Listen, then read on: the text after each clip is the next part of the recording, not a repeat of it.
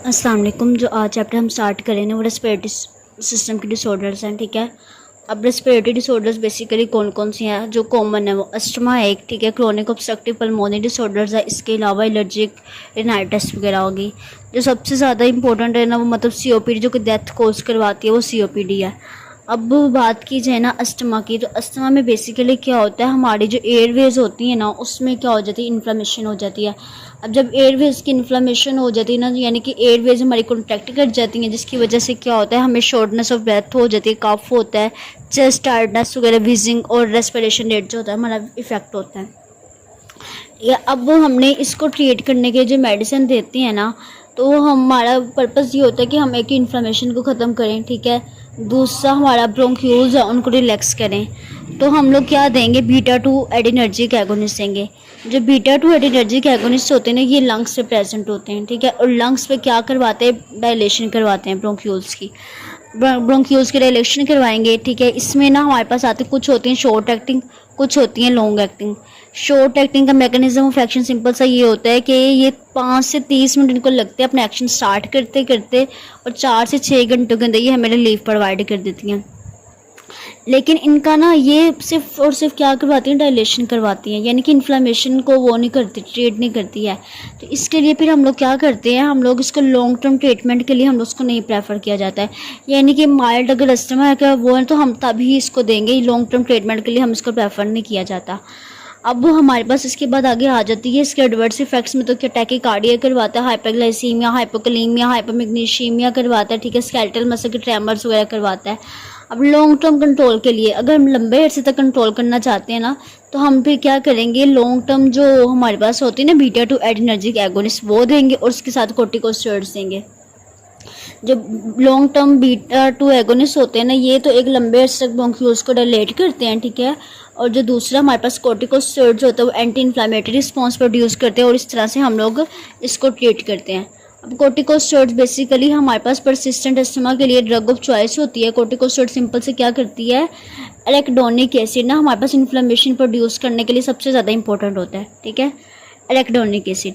तो बेसिकली हमारे पास जो कोर्टिकोस्टेरॉइड्स होती है ना, वो एरेकिडोनिक एसिड की ही रिलीज होती है ना, इसको कम करती हैं। कैसे कम करती हैं, फोस्फोलाइपेज A2 को इनहिबिट करती हैं, जिसकी वजह से एरेकिडोनिक एसिड की रिलीज कम होती है और इन्फ्लेमेटरी प्रॉपर्टीज़ हमारे पास कम हो जाती हैं, ठीक है।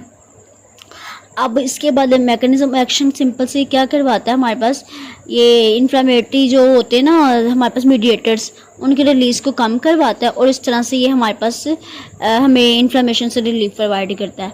अब हमने इनको कौन सी रूट्स प्रेफर करते हैं, हम लोग इनहेलेशन रूट्स प्रेफर करते हैं, ओरल वगैरह प्रेफर करते हैं, ठीक है। इसमें एडवर्स इफेक्ट्स में सिंपल सा ये है कि अगर आप लॉन्ग ओरल या आईवी कोर्टिकोस्टेरॉइड्स नहीं, ओरल या पेरेंटल आईवी हम देते हैं ना कोर्टिकोस्टेरॉइड्स का, तो हमारे पास कौन से इफेक्ट्स प्रोड्यूस होंगे, वो हमारे पास होते हैं हाइपोग्लाइसीमिया वगैरह करवाते हैं, इसके अलावा पल्मोनरी एडीमा वगैरह करवाते हैं। ये एंडो वाले चैप्टर में इसके लिखे हुए हैं, ठीक है। इसके बाद हमारे पास क्या होता है, अल्टरनेटिव ड्रग्स जो कि हम अस्थमा को ट्रीट करने के लिए देते हैं, उसमें कौन सा आ जाती है, ल्यूकोट्राइन मॉडिफायर।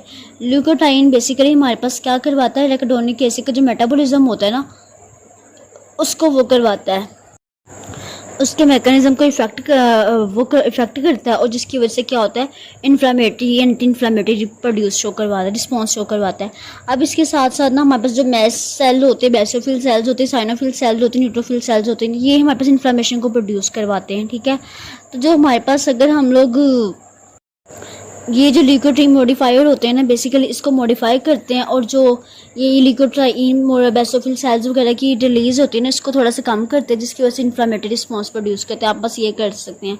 फार्माकोकाइनेटिक्स सिंपल से कि ओरल एक्टिव होते हैं, इसके अलावा हम लोग प्रोटीन बाउंड होते हैं, जो फूड होती है ना उसके एब्जॉर्प्शन को इतने इफेक्ट्स नहीं करती है। एडवर्स इफेक्ट्स में सिंपल से ये हेपेटिक एंजाइम जो होते हैं ना, उसको हमारे पास उसमें मॉडिफायर एलिवेट कर देता है, ठीक है। इसके अलावा हम लोगों ने मॉनिटर करना होता है कंटिन्यूसली लीवर के फंक्शंस वगैरह को, हेडेक वगैरह हो सकती है, डिस्पेप्सिया वगैरह हो सकता है इससे। अब इसके बाद हमारे पास आता है क्रोमोलिन ड्रग होती है। क्रोमोलिन बेसिकली एक एंटी इन्फ्लेमेटरी एजेंट होता है, जो कि क्या करवाता है, जो मैस्ट सेल होते हैं ना उसकी डीग्रेनुलेशन करवाता है, और जो हिस्टामिन की रिलीज होती है ना उसको भी कम करवाता है, ठीक है। अब मैस्ट सेल और जो हिस्टामिन होते हैं ना, ये इन्फ्लेमेशन प्रोड्यूस करवाने में मेजर रोल प्ले करते हैं, ठीक है। तो अगर हम क्लोरिकोलिन दे देंगे ना क्रोमोलिन, तो ये क्या करेगा हमारे पास इनकी रिलीज़ को कम करवाएगा और इन्फ्लेमेशन जो होती है ना उस तरह से कम होती है। लेकिन क्रोमोलिन को वो ब्रोंकोडायलेटर नहीं है, तो इसलिए हम लोग उसको अस्थमा के अटैक में ज़्यादा मजीद नहीं यूज़ करते हैं। इसका चूँकि शॉर्ट ड्यूरेशन होता है तो इसकी फिर इसकी डोज भी हम लोगों को ज़्यादा देनी पड़ती है। एडवर्स इफेक्ट्स भी इसके इतने ज़्यादा नहीं है, लेकिन इसकी डोज रिक्वायरमेंट ज़्यादा होती है शॉर्ट एक्टिंग की वजह से, इसलिए हम इसको क्लिनिकल पे यूज़ नहीं किया जाता। कोलिनर्जिक एंटागोनिस्ट में सिंपल सा ये है कि ये क्या करवाता है, जो स्मूथ मसल्स होते हैं ना उनकी कॉन्ट्रैक्शन को इनहिबिट करता है और म्यूकस की सेक्रेशन को भी इनहिबिट करता है। इस तरह से हम लोग उसको यूज़ करते हैं।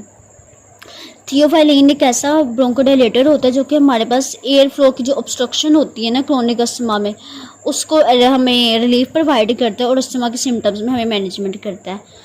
मोनोक्लोनल एंटीबॉडीज़, इसमें हमारे पास जो ड्रग आती है ना वो ओमेलिजुमाब आती है। ये बेसिकली क्या करती है, ह्यूमन जो हमारे पास एंटीबॉडीज़ होती है ना IgE, उसके साथ बाइंड करती है। अब बेसिकली ना IgE जो होती है ना वो मैस्ट सेल्स वगैरह को स्टिमुलेट करती है और फिर वहाँ से मैस्ट सेल बेसोफिल सेल को स्टिमुलेट करती है और वो हिस्टामिन वगैरह को रिलीज़ करवाती है। ठीक है, हिस्टामिन को जब रिलीज़ करवाएगी, इसके अलावा बाकी जो मॉडिफायर है हमारे पास इन्फ्लामेटरी, उनको भी रिलीज़ करवाने की वजह से फिर क्या होता है हमारे पास इन्फ्लामेशन होती है। अगर हम मोनोक्लोनल एंटीबॉडीज़ दे देंगे ना तो ये क्या करेंगे, हमारे पास जो IgE है ना उसी को इनहिबिट करेगी, जिसकी वजह से हमारे पास जो मैस्ट सेल्स वगैरह होंगे ना वो नहीं रिलीज, मैस्ट सेल्स होंगे वो स्टिमुलेट नहीं होंगे और हिस्टामिन वगैरह की रिलीज़ कम होगी और इन्फ्लामेशन से रिलीफ इस तरह से हम लोग को मिल जाता है। इसके बाद COPD में सिंपल से क्या होता है, हमारे जो ब्रोंक्यूल्स होते हैं वो कॉन्ट्रैक्ट कर जाती हैं। ठीक है, और हमें फिर जो सांस लेने वगैरह का प्रॉब्लम होता है। अब इसमें हमारा पर्पस क्या होता है, हम लोग ब्रोंकोडायलेटर्स देंगे। अब ब्रोंकोडायलेटर्स में बीटा 2 एडिनर्जिक एगोनिस्ट आ जाते हैं। ठीक है, कोर्टिकोस्टेरॉइड्स आ जाते हैं, यही आपने करना है। अब एलर्जिक राइनाइटिस में क्या होता है, बेसिकली एलर्जिक राइनाइटिस में ना हमारी इन्फ्लामेशन होती है, हमारी जो नोज़ की नेसल मेम्ब्रेन म्यूकस मेम्ब्रेन होती है ना उसकी इन्फ्लामेशन हो जाती है।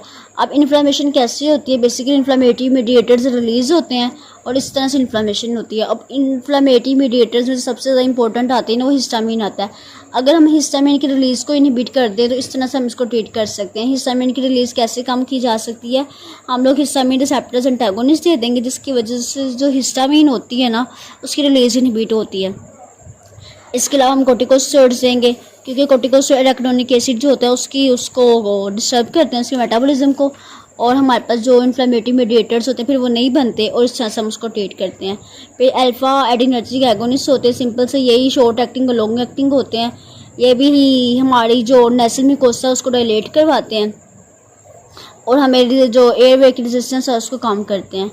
अदर में हम लोग क्रोमोलिन आ जाता है, वही जो हमने पीछे पढ़ा है, वो भी बेसिकली क्या करता है, क्रोमोलिन मैस्ट सेल्स और मैस्ट सेल की डिग्रेनुलेशन करवाता है और हिस्टामिन की रिलीज़ को कम करवाता है। इस तरह से हम ट्रीटमेंट